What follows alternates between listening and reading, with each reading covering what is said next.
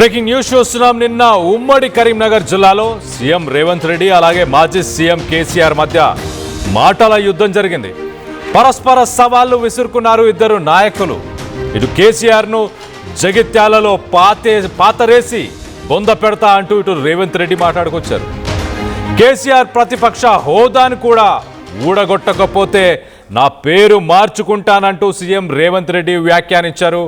వచ్చే ఎన్నికల్లో నువ్వో నేనో తేల్చుకుందామంటూ సవాళ్లు విసిరారు. కేసీఆర్ ఒక దరిద్రుడు, పేదలకు ఇల్లు ఇవ్వలేదు, కానీ కొడుకు బిడ్డలకు మాత్రం ఫామ్ హౌస్లు కట్టుకున్నారు అంటూ ఇటు రేవంత్ రెడ్డి సెన్సేషనల్ కామెంట్స్ చేశారు.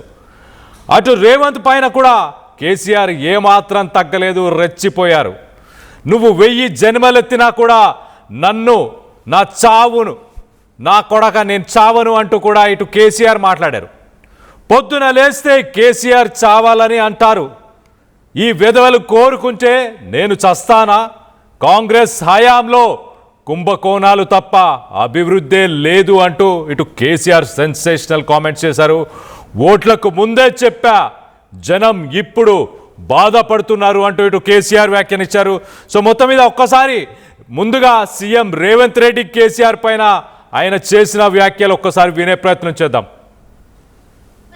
అంటే ఈయనకు పదవి ఇస్తాడంట. నీకున్న ప్రతిపక్ష హోదా ఊడగొట్టకపోతే నా పేరు మార్చుకుంటా బిడ్డ కేసీఆర్. 2023లో నిన్ను ఓడగొట్టిన, 2024లో నీకు గుండు సున్నా ఇచ్చిన, సర్పంచ్ ఎలక్షన్లో పాతరేసిన, మున్సిపల్ ఎన్నికల్లో ఉప్పు పాతరేసిన, జూబ్లీ హిల్స్ కంటోన్మెంట్లో నీకు గోరి కట్టిన, వచ్చేసారి ఆ గోరి మీద మా కాంగ్రెస్ పార్టీ కార్యకర్తలు జెండా ఎగరేస్తారు. ఇదే నా సవాల్, ఇదే నా సవాల్, ఇదే నా సవాల్ కాంగ్రెస్ పార్టీ కార్యకర్తల తరఫున. చూసుకుందాం కేసీఆర్, నువ్వో నేను వచ్చే ఎన్నికల్లో నువ్వో నేనా, ప్రజాపాలన పాపాల భైరవుడా, మా కాంగ్రెస్ పార్టీ కార్యకర్తల లక్షలాది మంది 10 ఏళ్ళు కేసులు కట్టుకొని జైలుకు పోయి ప్రాణాలు వదిలి ఊపిరి బిగబట్టి జెండా మోసి అధికారంలోకి వస్తే పాపాల భైరవుడు రావాలి, ప్రజాపాలన పోవాలి అని మాట్లాడడానికి నీకు సిగ్గెట్లొచ్చిందని నేను అడుగుతున్నా మనిషిని. జగిత్యాలలో నిన్ను పాతరేసి 100 మీటర్ల లోతు గోతి తీసి పాతి పెట్టే కార్యక్రమం మా కాంగ్రెస్ పార్టీ జగిత్యాల కార్యకర్తలు తీసుకుంటారు. కేసీఆర్ ప్రతిపక్ష హోదా నుంచి ఊడగొట్టకపోతే నా పేరు మార్చుకుంటా, వచ్చే ఎన్నికల్లో నువ్వో నేనో తేల్చుకుందాం రా అంటూ ఇటు రేవంత్ సవాల్ విసిరారు. కేసీఆర్ ఒక దరిద్రుడు, పేదలకు ఇల్లు ఇవ్వలేదు, అలాగే నీ కొడుకుకి బిడ్డకి ఫామ్ హౌస్లు కట్టుకున్నావు అంటూ ఇటు రేవంత్ సెన్సేషనల్ కామెంట్స్. ఆ జగిత్యాలలోనే నిన్ను బొంద పెడతాను అంటూ ఇటు సీఎం రేవంత్ రెడ్డి మాట్లాడారు. మరి దీనికి ఘాటుగానే స్పందించాడు మరో పక్కన మాజీ సీఎం కేసీఆర్. ఆయన కూడా ఏం మాట్లాడాడో ఒక్కసారి ఆయన మాటల్లోనే వినే ప్రయత్నం చేద్దాం. పొద్దున్న లేతే కేసీఆర్ చావాలి, నువ్వు 1000 జన్మలు ఇచ్చినా నేను చావనా కొడుకు అనుకుంటున్నావు.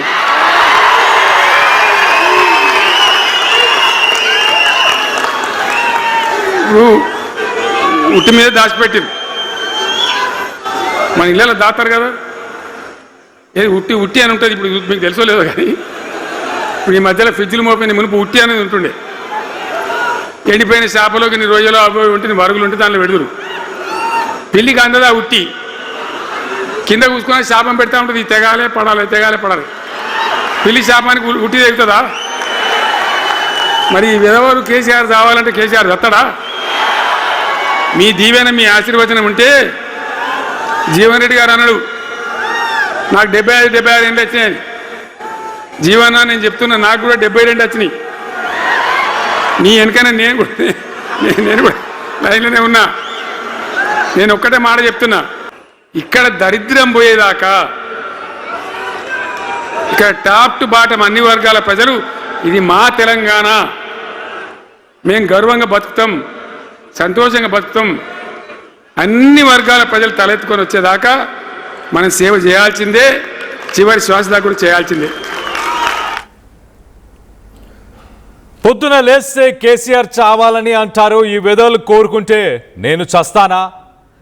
ప్రజల అభిమానం ఉన్నన్ని రోజులు నేను బతుకుతాను అంటూ, అలాగే ఇటు జీవనన్న నీ తర్వాత నేనే, మన ఇద్దరం కలిసి ఖచ్చితంగా ప్రజలకు సేవ చేద్దామంటూ మాట్లాడారు. మరో పక్కన కాంగ్రెస్ హయాంలో కుంభకోణాలు తప్ప అభివృద్ధి జరగలేదు అంటూ ఆయన మాట్లాడుకొచ్చారు. మొత్తం మీద సెన్సేషనల్ కామెంట్స్ ఇటు సీఎం రేవంత్ రెడ్డి, మాజీ సీఎం కేసీఆర్ నుంచి. ఒకసారి దీనికి సంబంధించి మరింత అప్డేట్ తీసుకునే ప్రయత్నం చేద్దాం. ఇటు మా ప్రతినిధి మధు ఉన్నారు, మధుతో మాట్లాడి తెలుసుకునే ప్రయత్నం చేద్దాం. మధు, చెప్పండి, ఎలా చూడాలి ఇద్దరి స్టేట్మెంట్స్? ఉమ్మడి జిల్లా కరీంనగర్ జిల్లాలోనే నిన్న ఒకేసారి ఇద్దరు విరుచుకుపడ్డారు. వాళ్ళ స్టేట్మెంట్స్ ఎలా చూడాలి మధు? ఎగ్జాక్ట్లీ అందరూ అనుకున్నట్టుగానే కాస్త కేసీఆర్ కాస్త వాగ్దాటిలో కాస్త వేడి పెంచే ప్రయత్నం చేశారు. కాస్త విమర్శలకు సంబంధించినటువంటి వర్డ్స్ ఎక్కువగా వాడారు, ముఖ్యంగా కాంగ్రెస్ ప్రభుత్వానికి సంబంధించినటువంటి విషయంలో. ఎందుకంటే గతంలో గత కొంతకాలంగా కేసీఆర్ ని ఉరివేయాలి, నిన్న కూడా ముఖ్యమంత్రి రేవంత్ రెడ్డి మాట్లాడారు. రేవంత్ రెడ్డి మాజీ ముఖ్యమంత్రి కేసీఆర్ ను ఉద్దేశిస్తూ ముఖ్యమంత్రిగా ఆయన ప్రమాణ స్వీకారం చేసినప్పటి నుంచి ఇప్పటి వరకు పలు సందర్భాల్లో కేసీఆర్ ని బొంద పెడతామనేటువంటి స్టేట్మెంట్ చేయడము, ఇంకా ఇలాంటి కొన్ని స్టేట్మెంట్ చేయడం పైన కాస్త ఆగ్రహంగానే ఆయన చేశారు.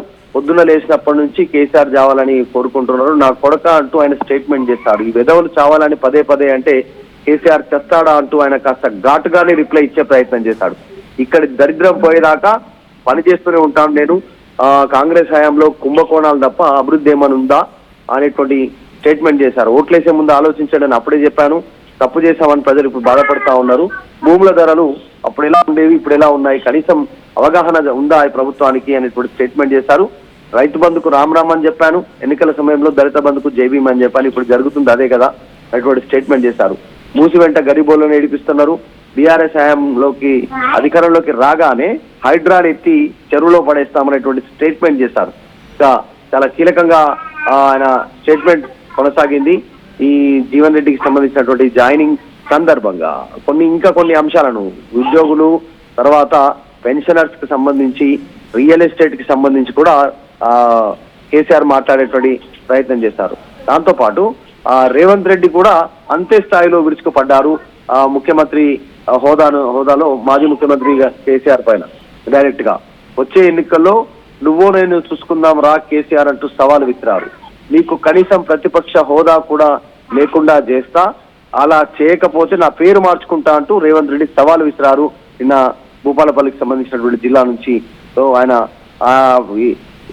కూడా కాస్త ఘాటైనటువంటి వర్డ్స్ మరి, ఈ దరిద్రుడు పేదలకు ఇల్లు ఇవ్వలేదు కానీ ఆయన కొడుకు బిడ్డ ఫామ్ హౌస్లకు ఇల్లు కట్టుకున్నటువంటి స్టేట్మెంట్ చేస్తారు. ఆయన చేసిన పాపాలకు ఉరిదీసినా తప్పులేదు, నిజాం సర్కార్లో అయితే చెట్టుకు కట్టేసి కొట్టేవాళ్ళు అనేటువంటి స్టేట్మెంట్ చేశారు. 15 ఎంపీ స్థానాలు గెలిచి రాహుల్ గాంధీని ప్రధాని చేయాలనేటువంటి స్టేట్మెంట్ చేశారు. వైఎస్ లాగా మహేష్ నేను మళ్ళీ అధికారంలోకి వస్తాం అంటూ ఆయన స్టేట్మెంట్ చేశారు. సో కాస్త ఘాటుగానే మాట్లాడే ప్రయత్నం చేస్తారు. కాళేశ్వరానికి సంబంధించి కూడా ఆయన మాట్లాడారు. కాళేశ్వరం ప్రాజెక్టు గాలికి వదిలేయం, దోషులను కూడా వదలం, ఎన్డీఎస్ఏ సూచనల మేరకు మరమ్మతులు చేస్తాం, 1,00,000 కోట్లు ఖర్చు చేసి కనీసం 1,00,000 ఎకరాలకు కూడా నీళ్లు ఇవ్వలేనటువంటి పరిస్థితి. కేసీఆర్ హయాంలో లీకేజీలు, కుంగుబాటు కూడా జరిగింది. సిబిఐ విచారణకు మళ్ళీ మేము కేంద్రానికి లేఖ రాస్తే అందుకే హరీష్ వినోద్ రహస్యంగా ఢిల్లీ వెళ్లి బీజేపీ ఆర్ఎస్ఎస్ నాయకుల కాళ్ళు పట్టుకోవడానికి వెళ్ళాలనేటువంటి స్టేట్మెంట్ చేశారు ముఖ్యమంత్రి రేవంత్ రెడ్డి. సిబిఐ విచారణ అడ్డుకోవడానికే ప్రయత్నం చేస్తా ఉన్నారు అంటూ ఆయన స్టేట్మెంట్ చేశారు. సో మొత్తానికి అటు జీవన్ రెడ్డి పైన కూడా విమర్శలు ఎక్కువ పెట్టారు రేవంత్ రెడ్డి. నిన్న మాట్లాడిన దాంట్లో ఒక్క ఏడాది పదవి లేకపోతే శత్రువు పంచన చేరుతావా అనేటువంటి స్టేట్మెంట్ చేశారు. సో చాలా హాట్ గా అటు రేవంత్ రెడ్డి ముఖ్యమంత్రి, ఇటు మాజీ ముఖ్యమంత్రి కేసీఆర్ ఇద్దరు ఒకరిపైన ఒకరు డైరెక్ట్ గా మాటల బాణాలు వదులుకున్నటువంటి పరిస్థితి. కాకపోతే కేసీఆర్ ఇక్కడ కూడా రేవంత్ రెడ్డి పేరు ఉచ్చరించలేదు. రేవంత్ రెడ్డి అనేటువంటి పేరును ఆయన తీసుకోవడానికి ఇష్టపడలేదు. ఆయన పేరు లేకుండానే పరోక్షంగా ప్రభుత్వం పైన ఘాటైనటువంటి విమర్శలు కేసీఆర్ చేస్తే ఇటు డైరెక్ట్ గా కేసీఆర్ పేరుతోనే రేవంత్ రెడ్డి మాటల దాడి చేశారు. రైట్ మధు, రానున్న రోజుల్లో ఏం చూడొచ్చు అంటే ఇటు సీఎం రేవంత్ రెడ్డి కొన్ని సెన్సేషనల్ కామెంట్స్ చేశారు, ప్రతిపక్ష హోదాని కూడా లేకుండా చేస్తానంటూ ఆయన మాట్లాడుతున్నారు. మరో పక్కన కేసీఆర్, మాజీ సీఎం కేసీఆర్ రానున్న రోజుల్లో ప్రజల్లోకి ఇంకా విస్తృతంగా వెళ్లే అవకాశం ఉందంటూ ఇటు రాజకీయ వర్గాలు చెప్పుకొస్తున్నాయి. సో మొత్తం మీద ఒక పొలిటికల్ యుద్ధం, వార్ జోన్ జరగబోతుందా తెలంగాణలో రానున్న రోజుల్లో? ఎగ్జాక్ట్లీ కేసీఆర్ కాస్త ఒక ఘాటనే నేను చావను నా కొడుక అనేటువంటి స్టేట్మెంట్ ప్రస్తుతం పెద్ద ఎత్తున చర్చనీయాంశం అవుతా ఉంది. కొంతకాలంగా కేసీఆర్ ఈ స్థాయిలో ఇంత ధాటిగా రిప్లై ఇచ్చింది లేదు గత కొంతకాలంగా. సో ఆయన ఓటమి తర్వాత మొదటిసారి ఆయన చావును పదే కోరుకుంటున్నారు కాబట్టి దానిపైన కాస్త రియాక్ట్ అయ్యారు. అదే స్థాయిలో అటు మళ్ళీ రేవంత్ రెడ్డి కూడా అదే స్థాయిలో ముఖ్యమంత్రి రియాక్ట్ అయినటువంటి పరిస్థితి ఉంది. ఇంకా ఫ్యూచర్ లో మాటల దాడి పెరిగే అవకాశం ఉంది, విమర్శలు పెరిగే అవకాశం ఉంది. ఇప్పుడు జగిత్యాలలో భారీ బహిరంగ సభ తర్వాత నెక్స్ట్ ప్లాన్ వరంగల్ మే మొదటి వారంలో మరొక భారీ బహిరంగ సభ నిర్వహించాలనేటువంటిది బీఆర్ఎస్ ప్లాన్ చేస్తా ఉంది. సో అన్ని ఉమ్మడి జిల్లాల్లో భారీ బహిరంగ సభలు, అక్కడికి కేసీఆర్ అటెండ్ కావడం, జనాలకు అక్కడి నుంచి సభ నుంచి ఆయన స్పీచ్ కార్యక్రమం ద్వారా ప్రజల్లోకి వెళ్లేలా కార్యాచరణ రూపొందిస్తా ఉంది. దీని తర్వాత ఈ సభల తర్వాత నెక్స్ట్ ఇయర్ లోగా కేటీఆర్ పాదయాత్ర ఉండేటువంటి ప్లాన్ చేస్తా ఉన్నారు. రాష్ట్ర వ్యాప్తంగా కేటీఆర్ మొత్తం తెలంగాణ వ్యాప్తంగా ఉమ్మడి 10 జిల్లాలతో అన్ని జిల్లాలను కవర్ చేస్తూ కేటీఆర్ పాదయాత్రతో జనాల దగ్గరికి వెళ్ళడానికి సమాయత్తం అవుతున్నటువంటి పరిస్థితి ఉంది. సో బీఆర్ఎస్ కాస్త స్పీడ్ పెంచుతా ఉంది. 2.5 సంవత్సరాలు అన్నాం, టైం ఇచ్చాము, వచ్చి 2.5 సంవత్సరాల నుంచి ఏం చేయలేదు కాంగ్రెస్, అవినీతి అభివృద్ధి జీరో, వాళ్ళు ఈ రకంగా పాలన ఉంది, అడ్మినిస్ట్రేషన్ ఫెయిల్ అనేటువంటి మెసేజ్ తీసుకెళ్లే ప్రయత్నంగా బీఆర్ఎస్ ప్లాన్ చేస్తా ఉంది. అని అటు అధికార పార్టీ నుంచి కూడా అంతే స్థాయిలో విమర్శలు ఉన్నాయి. జగిత్యాలలో మళ్ళీ బీఆర్ఎస్ రానివ్వను, ప్రతిపక్ష హోదా కూడా రానివ్వను కేసీఆర్ కి, ఒకవేళ ప్రతిపక్ష హోదా వస్తే నా పేరు మార్చుకుంటా అనేటువంటి సవాల్ కూడా రేవంత్ రెడ్డి విసిరారు. 2034 వరకు నేనే అధికారంలో ఉంటా అనేటువంటి స్టేట్మెంట్ కూడా చేశారు. అంటే ఈ తెలంగాణలో పాలిటిక్స్ మరింత హీట్ ఎక్కే అవకాశం ఉంది. ఇప్పటి వరకు 2.5 సంవత్సరాలు చూసింది, ఇంకొక 2.5 సంవత్సరాల్లో మాత్రం చాలా పీక్స్ కు వెళ్లే అవకాశం ఉంది. దీంట్లో నాయకులు జైలుకు వెళ్లేటువంటి అవకాశం కూడా కనిపిస్తా ఉంది. అందులో బీఆర్ఎస్ టార్గెట్ గా బీఆర్ఎస్ టాప్ లీడర్స్ జైలుకు వెళ్లేటువంటి సిచ్యువేషన్ కూడా ఉండొచ్చు అనేటువంటి రాజకీయ విశ్లేషకులు భావిస్తా ఉన్నారు. అందులో కొన్ని కేసెస్ కి సంబంధించి ఫార్ములా ఈ గాని, కాళేశ్వరం సంబంధించినటువంటి అంశం గాని, ఇట్లా కొన్ని ఫోన్ ట్యాపింగ్ వ్యవహారంలో గాని ఏదో ఒక అంశంలో నాయకులు జైలుకు వెళ్లేటువంటి సిచ్యువేషన్ కూడా ఉంటుందనేటువంటి చర్చ అయితే కొనసాగుతుంది. అందులో భాగంగానే రేవంత్ రెడ్డి అంత భరోసాగా అట్లాంటి స్టేట్మెంట్ చేస్తున్నారు. 2034 వరకు నేనే అనేటువంటి స్టేట్మెంట్ వెనకాల కారణం ఎగ్జాక్ట్లీ ఎన్నికల ముందు కేసీఆర్ గాని, కేటీఆర్ గాని, హరీష్ రావు గాని జైల్లో ఉండే అవకాశం ఉందనేటువంటి చర్చ కూడా పొలిటికల్ సర్కిల్లో జరుగుతా ఉంది. వీటిని లీగల్ గా ఎదుర్కోవచ్చు అనేటువంటిది బీఆర్ఎస్ భావిస్తా ఉంది. అందులో భాగంగానే ఈరోజు ఆల్రెడీ పార్టీ ఫిరాయింపులు, తర్వాత కాళేశ్వరానికి సంబంధించినటువంటి తీర్పు రానుంది రేపు ఘోష్ కమిషన్ కి సంబంధించి హైకోర్టులో. సో ఒకవేళ ఆ ప్రతికూల తీర్పు వస్తే దానికి ఎట్లా ముందుకు వెళ్ళాలనేటువంటి దిశగా హరీష్ రావు అండ్ టీమ్ ఢిల్లీ వెళ్లారు. అక్కడ ఒక సీనియర్ అడ్వకేట్ తో, సుప్రీం అడ్వకేట్ తో భేటీ అయ్యారు దానికి సంబంధించి. సో లీగల్ గా తర్వాత గ్రౌండ్ లో ఎట్లా ఫైట్ చేయాలి అనేటువంటి బీఆర్ఎస్ ప్లాన్ చేసుకుంటే ఖచ్చితంగా మిమ్మల్ని వదిలేది లేదు అంటూ రేవంత్ రెడ్డి సవాల్ విసురుతున్నారు. నిజంగా 2.5 సంవత్సరాలు చూసిన రాజకీయాలు ఒక రకంగా ఉంటే తెలంగాణలో ఇప్పటి వరకు కాంగ్రెస్ అధికారంలోకి వచ్చిన తర్వాత నెక్స్ట్ ఒక టర్మ్ అంటే మళ్ళీ 2.5 సంవత్సరాలు రాజకీయం మాత్రం చాలా డిఫరెంట్ గా, చాలా హాట్ గా వేడిగా ఒకరిపైన ఒకరు చాలా మాటల దాడులతో పాటు ఇంకా కాస్త ప్రతివ్యూహాలతో ముందుకు పోయే అవకాశం కనిపిస్తా ఉంది చాలా స్పష్టంగా. Right Madhu, thanks for the latest update. మొత్తం మీద ఇటు సీఎం రేవంత్ రెడ్డి అలాగే మాజీ సీఎం కేసీఆర్ ఇద్దరి మధ్య మాటల యుద్ధం అయితే కొనసాగింది. రానున్న రోజుల్లో తెలంగాణలో ఖచ్చితంగా రాజకీయాలు వేడెక్కబోతున్నాయి. ఈ 2.5 సంవత్సరాలు ఇటు కాంగ్రెస్ పార్టీ ఏం చేసింది అనేది ప్రజలకు తీసుకెళ్లడానికి ఇటు కాంగ్రెస్కి సంబంధించిన సీఎం రేవంత్ రెడ్డి, ఇటు మాజీ సీఎం కేసీఆర్ ప్లాన్ చేస్తున్నారు ఒక పక్కన. మరో పక్కన సీఎం రేవంత్ రెడ్డి ఆ ప్రతిపక్ష హోదాని కూడా భూస్థాపితం చేస్తానంటూ ఇటు CM Revanth Reddy sensational comments చేస్తున్నారు. మొత్తం మీద ఇద్దరు ఒకసారి సీఎం రేవంత్ రెడ్డి వర్సెస్ కేసీఆర్ ఏం మాట్లాడుతున్నారో ఒక్కసారి వినే ప్రయత్నం చేద్దాం. అంటే ఈయనకు పదవి ఇస్తాడంట. నీకున్న ప్రతిపక్ష హోదా ఊడగొట్టకపోతే నా పేరు మార్చుకుంటా బిడ్డ కేసీఆర్. 2023లో నిన్ను ఓడగొట్టిన, 2024లో నీకు గుండు సున్నా ఇచ్చిన, సర్పంచ్ ఎలక్షన్ లో పాతరేసిన, మున్సిపల్ ఎన్నికల్లో ఉప్పు పాతరేసిన, జూబ్లీ హిల్స్ కంటోన్మెంట్ లో నీకు గోరి కట్టిన, వచ్చేసారి ఆ గోరి మీద మా కాంగ్రెస్ పార్టీ కార్యకర్తలు జెండా ఎగరేస్తారు. ఇదే నా సవాల్ కాంగ్రెస్ పార్టీ కార్యకర్తల తరఫున. చూసుకున్నాం కేసీఆర్, నువ్వు నేను వచ్చే ఎన్నికల్లో నువ్వా నేనా, ప్రజా పాలన పాపాల భైరవుడా, మా కాంగ్రెస్ పార్టీ కార్యకర్తల లక్షలాది మంది 10 ఏళ్ళు కేసులు కట్టుకొని జైలుకు పోయి ప్రాణాలు వదిలి ఊపిరి బిగబట్టి జెండా మోసి అధికారంలోకి వస్తే పాపాల భైరవుడు రావాలి, ప్రజా పాలన పోవాలి అని మాట్లాడడానికి నీకు సిగ్గెట్లొచ్చిందని నేను అడుగుతున్నా మనిషిని. జగిత్యాలలో నిన్ను పాతరేసి 100 మీటర్ల లోతు గోతి తీసి పాతి పెట్టే కార్యక్రమం మా కాంగ్రెస్ పార్టీ జగిత్యాల కార్యకర్తలు తీసుకుంటారు. పొద్దున్న లేతే కేసీఆర్ చావాలి, నువ్వు 1000 జన్మలు ఇచ్చినా నేను చావనా కొడుకు అనుకుంటున్నావు.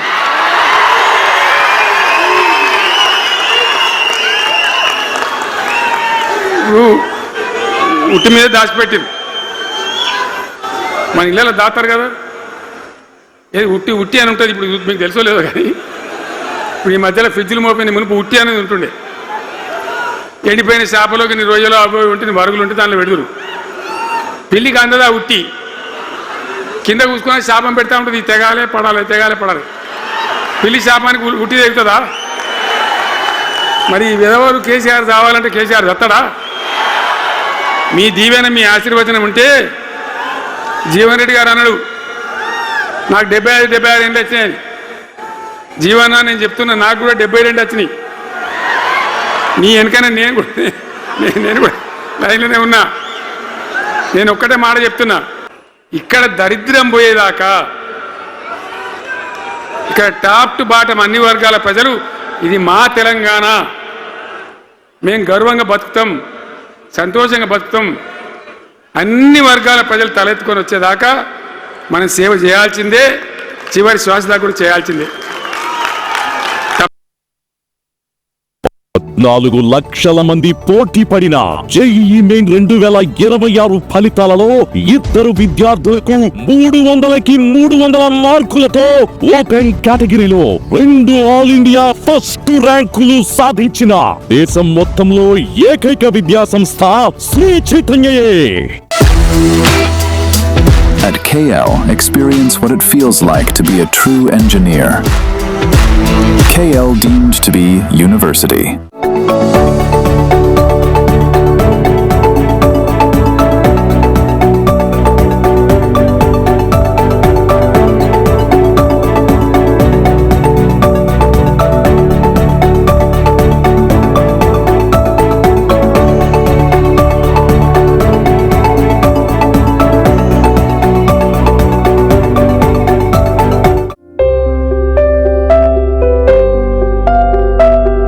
చిన్న చిన్న ఆనందాలు 35 ఏళ్లుగా నా జీవితంలో లేవు.